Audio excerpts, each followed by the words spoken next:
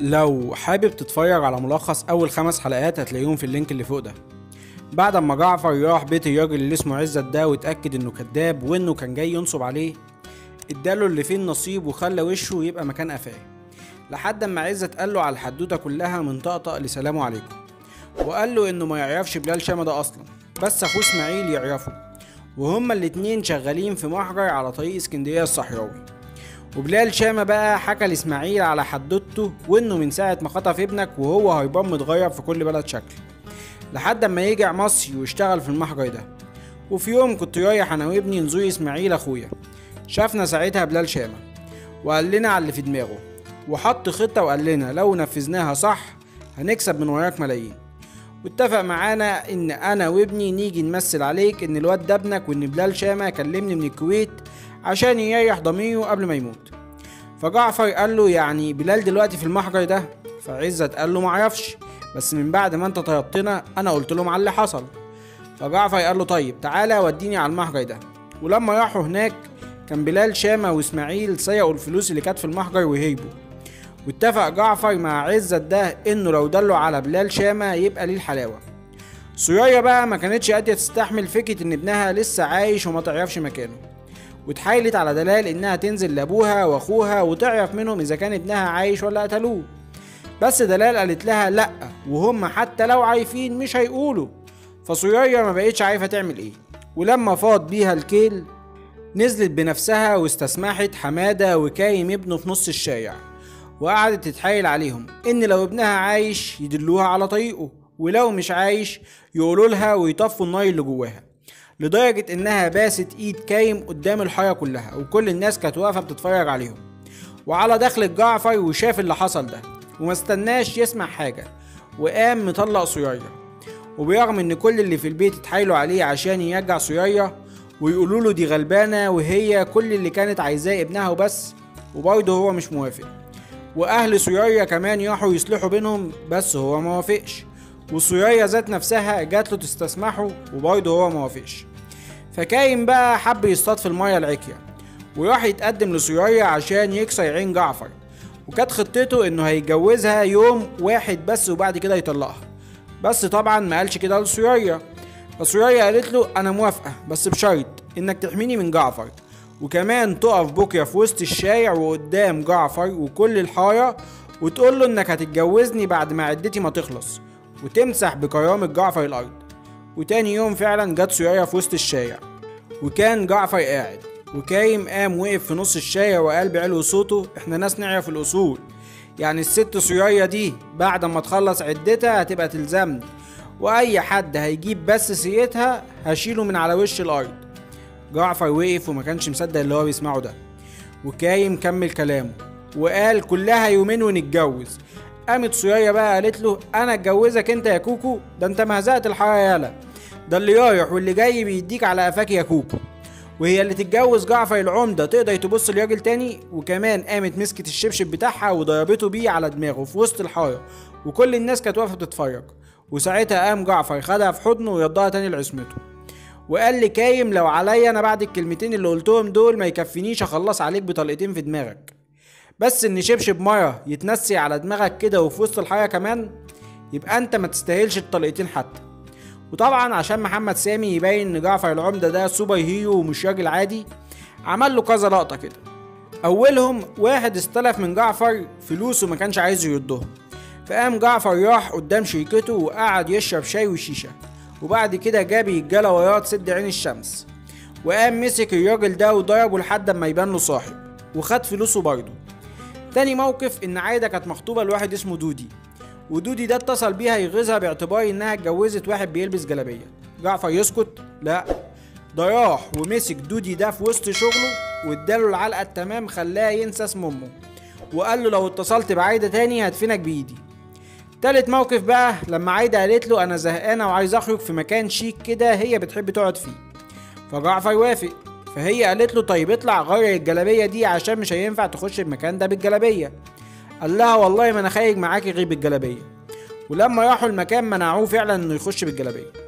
فقام قال لها استني انت في العربيه، وفي خلال ساعه كان مشتري المكان باللي فيه ودخل برضه بالجلابيه، وقال لها انا اشتريته عشان خاطر عيونك انت وبس، وعشان بعد 100 سنة يتقال ان جعفر العمدة اشترى مكان عشان ما كانوش راضيين يدخلوه بالجلابية. وبرغم كمية السوبر هيرو اللي هو فيها دي، هو بقاله 19 سنة مش عارف يجيب بلال شامة، ولا حتى عارف ابنه ميت ولا عايش. الا هنكتشف دلوقتي ان قصة ابنه دي مفيش اسهل من كده اصلا. فاطمة ام سيف دي زعلت منه عشان مش عايز يسمع كلامها ومش عايز يسيب بنت الرقاصة، فقامت لمت هدومها وقالت له انها مسافية اسكندرية كده تقعد كام يوم عند اختها. ولما راحت تركب القطر بالصدفة قابلت بلال شامة ده، وطلعوا انهم كانوا يعرفوا بعض وقعدوا يفتكروا اللي كان بينهم زمان. واتاري بلال شامة ده كان مرتبط بيها ومعشمها انه هيتجوزها، ومن 19 سنة خطف ابن جعفر العمدة واداهولها وقال لها خليه معاكي بس يومين كده عقبال ما استخبى، بس ما قالهاش هو ابن مين. وبعدها بيومين جالها وقال لها هاتي الواد عشان الناس اللي كلموني اخطفوا قالوا لي اقتله. بس فاطمة ضحكت عليه وقالت له ده الواد تعب امبارح ومات ودفنته انا وابويا، برغم ان الواد كان في الاوضه التانية يعني كان ممكن ياخد باله عادي. ما علينا. المهم بلال قال لها هاتي صيغتك عشان انا مزنوق في قيشين، وخد الصيغه فعلا وخلع. وفاطمه قالت لابوها انا ماليش حظ لا في الجواز ولا في الرجاله يابا، انا عايز اخد الواد ده واربيه ويبقى هو سندي لما اكبر، ويا ريت توافق يابا ان اكتبه باسمك. وعشان كده الواد كان متسمي باسم ابو فاطمه فعلا. وبعد سلسله الذكريات دي بلال قال لها تخيلي لو الواد ده ما كانش مات، ما كانش زمان حصل لي اللي حصل لي ده. لحسن ابوه جعفر العمدة معلم كبير قوي في السيدة، وطول السنين دي عمال بيدور عليا، وانا طول السنين دي بحاول اهرب منه. لما فاطمة سمعت اسم جعفر العمدة اتخضت، ما هي شافته لما جه الاسم يطلع ابنها، وخدت شنطتها وروحت البيت. قعدت تقول لابنها انا بحبك قوي يا سيف، ومش عايزاك تبعد عني ابدا، ونفسي تسمع كلامي وتسيبك من بنت الرقاصة دي. فسيف قال لها ماشي ياما اعملك اللي انت عايزاه. علاقة جعفر بالواد سيف بقى كانت وحشة في الأول، لأنه كان شايف إنه واد قليل الأدب وما يعرفش في الأصول، خصوصا إنه قضاله مصلحة كده. كان الواد سيف ليه بضاعة في الجمارك وكانت محتاجة زقة، فعزيزة الرقاصة طلبت من جعفر إنه يخلص لسيف المصلحة دي، وفعلا جعفر خلص الدنيا.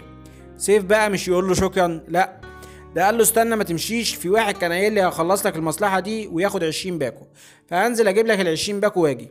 فقام جعفر يداله بالقلم وقال له انت ياض عايز تعيقني تديني فلوس عشان خدمه؟ وبعد القلم ده الواد صعب على جعفر وحب يرضيه، فراح له الورشه بتاعته ووقف يتفرج عليه وهو بيتعامل مع الزباين بتوعه، ولقى ان الواد لسانه حلو وشاطر في شغله كمان، فقام يروح له ويتكلم معاه وطيب خاطره بكلمتين، وبقى كل شويه يروح له ويقعد معاه، وبقوا هما الاتنين صحاب. ويمكن جعفر حبه لانه حسه انه شبهه زمان، ويمكن يكون حبه لانه اتمنى ان هو يكون عنده ابن زيه كده معتمد على نفسه. المهم سيف سمع كلام امه وسابه من البت لميا بنت الرقاصه، فالبت راحت تقول لامها انا عايزه افش غلي في الواد ده ياما. فقامت امها بعتت له 2 رجاله من عندها يدوله العلقه التمام، وكان جعفر قاعد وسامع، فراح يتفرج ويشوف الواد سيف ده هيعمل ايه.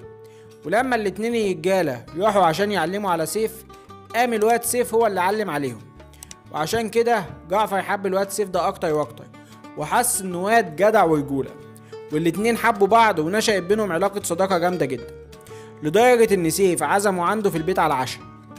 بس فاطمة ام سيف اول ما شافت جعفر اتضايقت، وكانت فاكرة انه عرف حاجة وانه جاي وعايز ياخد ابنها من حضنها بعد السنين دي كلها، وقالت له انت بتعمل كده ليه؟ بتصاحب واحد من ضيوع عيالك ليه؟ ولا تكونش فاكر انه ابنك؟ لا، ده ابني انا ومحدش هياخده مني. طبعا جعفر زعل من الكلمتين دول وقام على الاكل ومشي. وبعد كده بقى لقى الواد اللي اسمه اسماعيل اخو عزت بيقول له على مكان بلال شامة وانهم في اسكندريه، وبعت له المكان على التليفون. فجعفر قال له مسافه السكه واكون عندك. بلال سمع اسماعيل وهو بيقول له الكلمتين دول لجعفر، فمسك في خناقه وكان عايز يخلص عليه، بس الواد اسماعيل هو اللي مسكه وضربه، وقام مكتفه لحد اما يجي جعفر ويتصرف معاه، وكان واقف بيعمل كوبايه شاي على انبوبه. وجه جعفر فعلا وخرج اسماعيل عشان يدله على الطريق، وعقبال ما اسماعيل ما خرج ورجع وكان معاه جعفر ونعيم، دخلوا لقوا الواد بلال فص ملح وداب اختفى، وكمان قام مولع في الانبوبه عشان يعطلهم عقبال ما يهرب.